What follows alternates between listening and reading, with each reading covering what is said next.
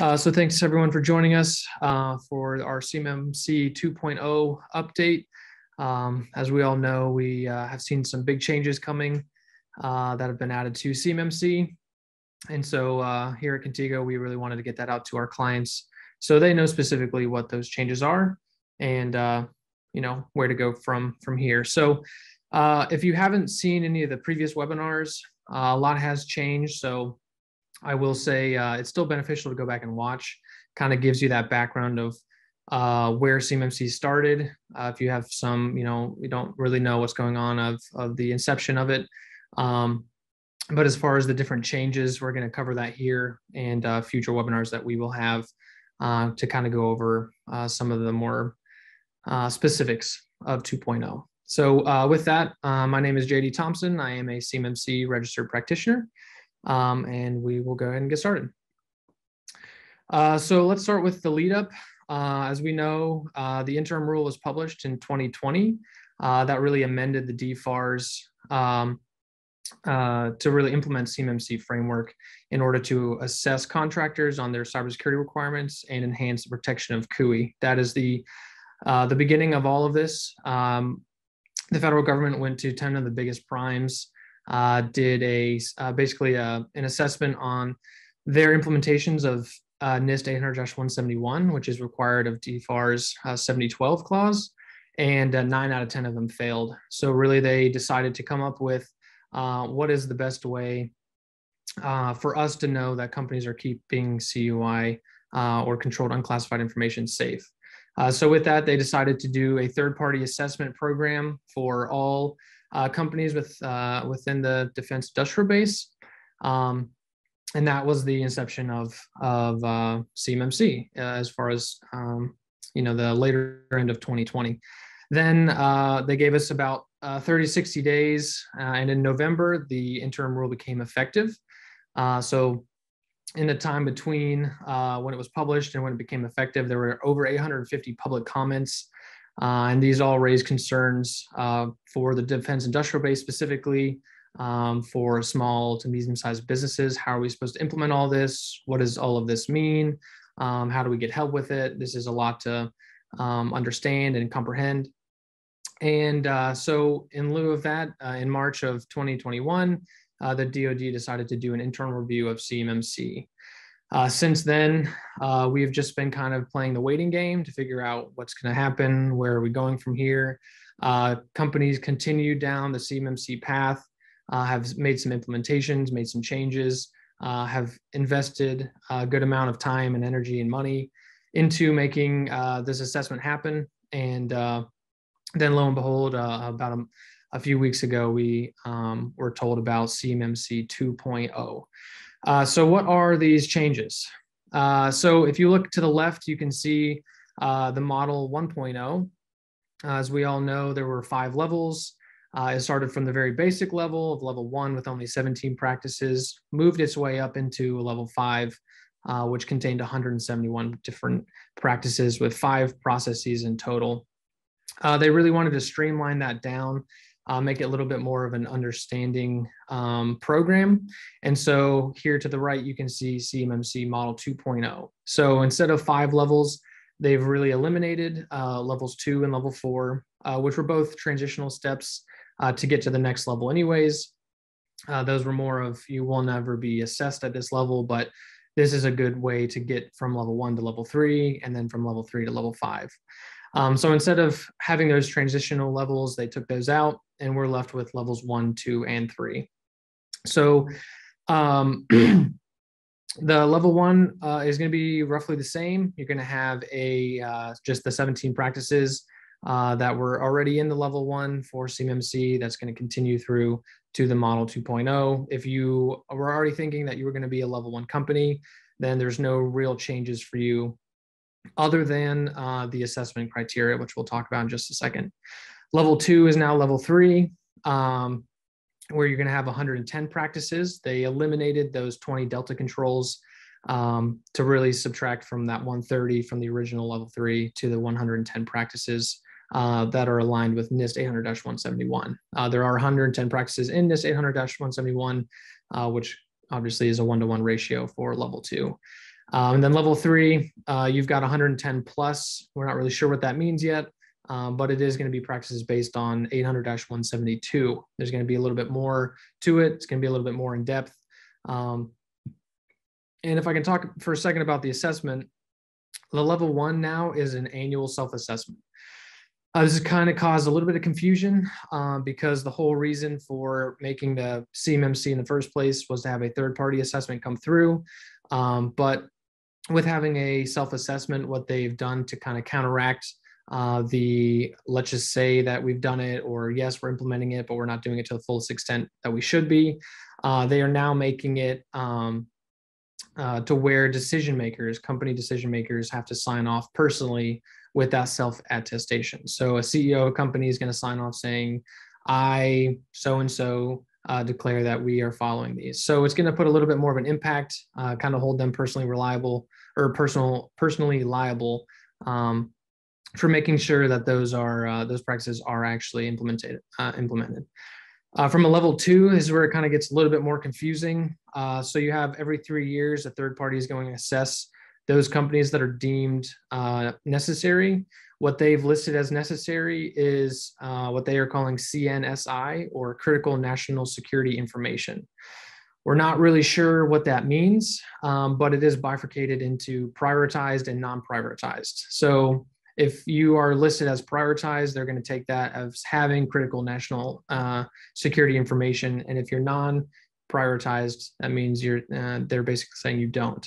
For the non-prioritized, you can still have a self-assessment. You will be able to go through, self-assess. Every year you'll go through that. It's going to be uploaded to SPURS. We'll talk about that in a second, but same principle of what we're seeing now. If you are in the category of prioritized, then you will have to have a third party come in every 3 years to give you that certification of the CMMC full assessment. One of the biggest questions around this is what exactly is critical national security information, and what kind of company is going to be classified as prioritized or non-prioritized.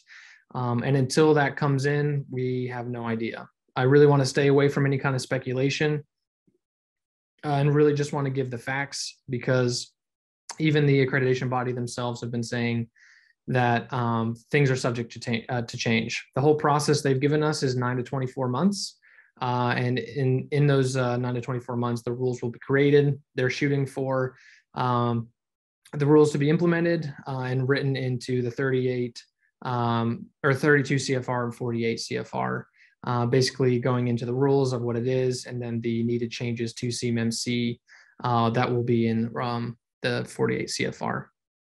And then level 3, this is going to be a little bit different as well. Instead of having a third party come in, it's going to be every 3 years, you're going to have a government-led assessment. So no longer will there be those C3PAOs doing level 3 or level 1 assessments. So from 1 to 2, what are some of the foundational changes? Obviously, as we touched on, CMMC level 1, it's 5 increasingly progressive levels from basic to advanced. Levels 2 and 4 intended as that transitional stage between levels 1, 3, and 5. That is now changed into CMMC 2.0 with 3 increasing progressive levels: expert, advanced, and foundational. Foundational being level 1, advanced being level 2, and expert being level 3. The requirements at each level: for CMMC level 1, you had the cybersecurity standards and maturity processes at each level. So CMMC 2.0 has eliminated all of those maturity processes that were things like documentation, procedural wise, having things written down, having evidence, which we'll talk about in a second. Those aren't actually going away. It is just being removed from a maturity process. And then the cybersecurity standards consist of certain requirements from 800-171, as well as CMMC unique standards, that's 1.0. For 2.0, it's eliminating all CMMC unique security practices. So again, those 20 Delta controls are being taken away. Another big change that is coming are POAMs are going to be allowed. If you know anything about the assessment criteria, on the SPURS count, when you go in to fill out the SPURS assessment for any kind of self-assessment for NIST 800-171, you have a score of anywhere from -203 to +110. So everything that you implement, you get a +1.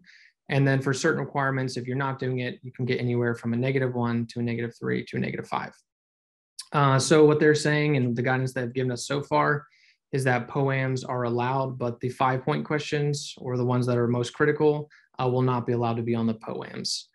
These POAMs, if you know what that stands for, I apologize. It's plan of action and milestones, basically saying we don't have this implemented yet, but this is what our plan of action is to get there, and this is when we will get there.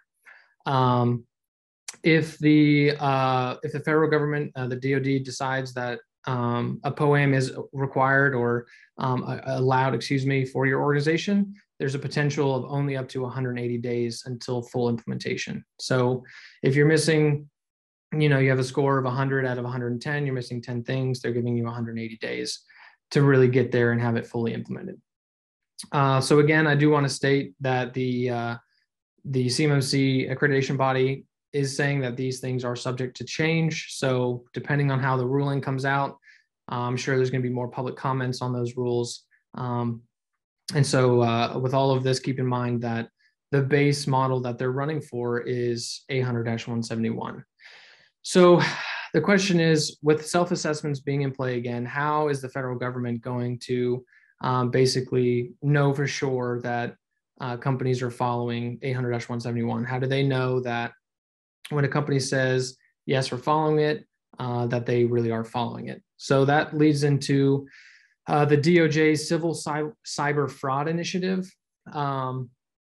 It's basically utilizing the False Claims Act, which is the government's primary civil tool to redress false claims for federal funds and properly involving government programs and operations. So the act includes a unique whistleblower provision, which is the second line. They're actually being encouraged.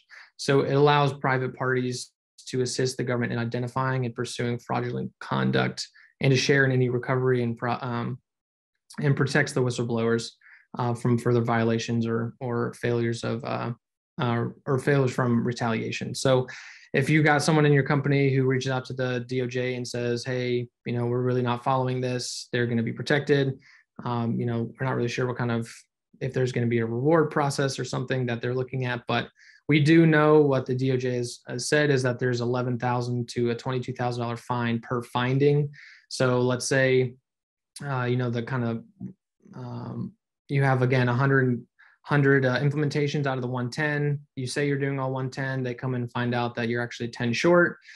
For each one of those findings, you could be fined $11,000 to $22,000 per, depending on how critical they are. And according to Bob Metzger, who is he was a previous lawyer. You can watch a lot of his stuff on this as well. But he has said that with the False Claims Act, if the government finds that they can no longer use the product that they have basically purchased from the company, you can be fined up to 3 times the initial funding. So again, it's not something to go easy on. It is very important that everyone in the DIB is following those 110 practices. And so from the Deputy Attorney General Monaco, she said basically with this whole initiative, the Civil Cyber Fraud Initiative, she says, and quote, for too long, companies have chosen silence under the mistaken belief that it's less risky to hide a breach than to bring it forward and report it. Well, that changes, and we are announcing that we will use our civil enforcement tools to pursue companies, those who are government contractors who receive federal funds when they fail to follow required cybersecurity standards, because we know that puts all of us at risk. This is a tool that we have to ensure that taxpayer dollars are used appropriately. So again, they are cracking down. They're going to do a little more digging, especially into obviously the DIB, but according to DFAR's 70/20 clause, the government now has the authority to basically come in and do an audit of any company who has uploaded a score to SPURS, which again is 70/19 clause, saying that any subcontractor or contractor has to upload a score.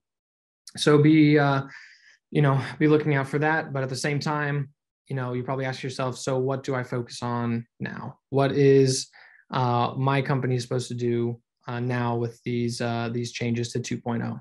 So what we know is DFARS 252-204-7021. That is the clause that brought in CMMC.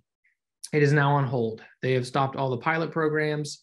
So assessments that were going on or provisional assessments that were going on are all paused now. And what we have in effect right now is 7012, 7019, and 7020. 7012, obviously being the NIST 800-171. 7019 is the implementation of doing a self-assessment into the SPURS.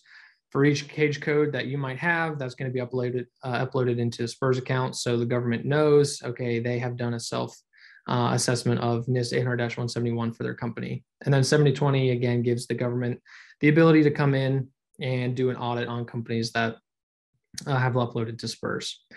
So the entire CMMC has changed now into NIST 800-171. There's 110 practices. Those have not changed all the way back in 2017 when 7012 clause came into being.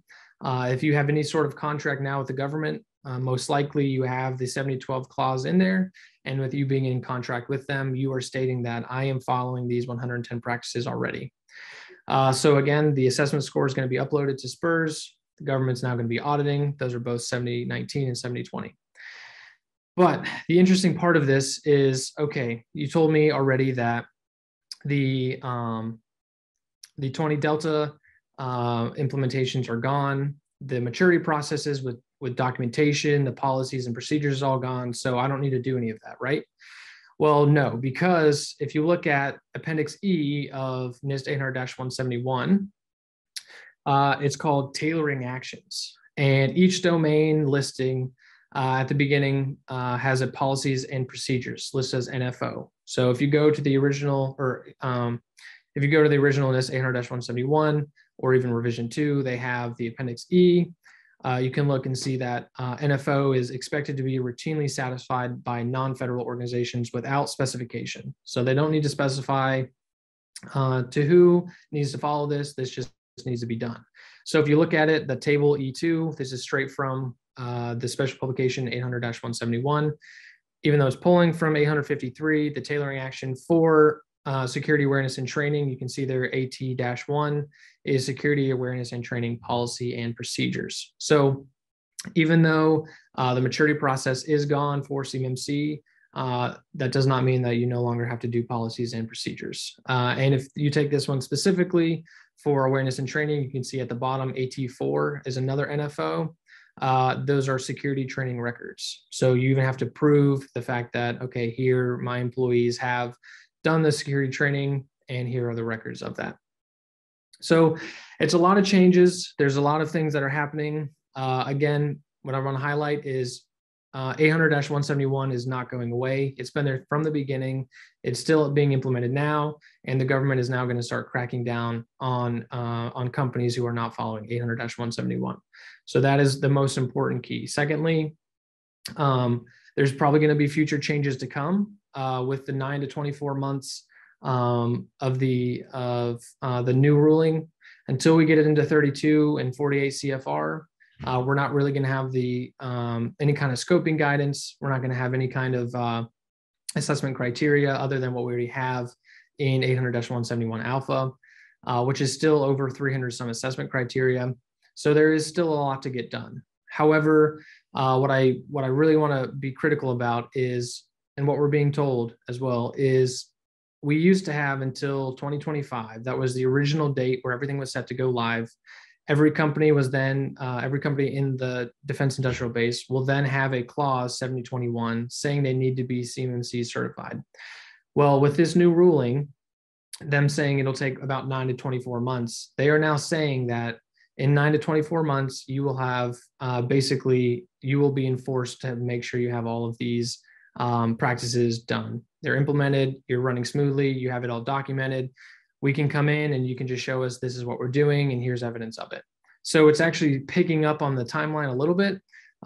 We thought at first it was going to be slowing things down, but it looks like it's actually speeding up. So it could be anywhere from 9 months from, a couple of weeks ago. So we're looking at anywhere from August to September of next year, where these things are now going to be thrown into every single contract that the DoD is going to put out.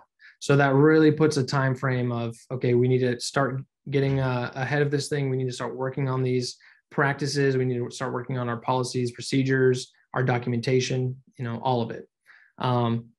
And with that, I do want to say, if you have any questions, you can always email us at info@contigotx.com. I'm there to field all kinds of questions. Whatever it's going to be, you send that our way. We'd love to get in touch with you and figure out how we can help you guys on the implementation of CMMC 2.0.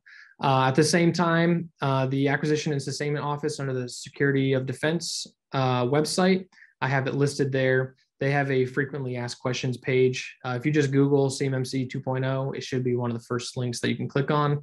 And they've got a bunch of questions there, frequently asked questions that you can go and find some more information if we didn't cover it today.